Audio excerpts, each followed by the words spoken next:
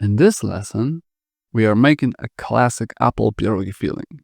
Sweet and warm with just the right texture so it's easy to portion and seal. This is one of the simplest yet most satisfying dessert-style pierogi fillings. Let's get started. Here's what we're using. Apples, a mix of sweet and tart works best, but whatever you have will do. Sugar, salt, cinnamon, and fresh lemon juice. Start by peeling, coring, and dicing the apples into small to medium pieces. No need for the pieces to be uniform. Put a non-stick skillet over medium-low heat and add the diced apples. You don't need any fat here unless you want a bit of butter for flavor.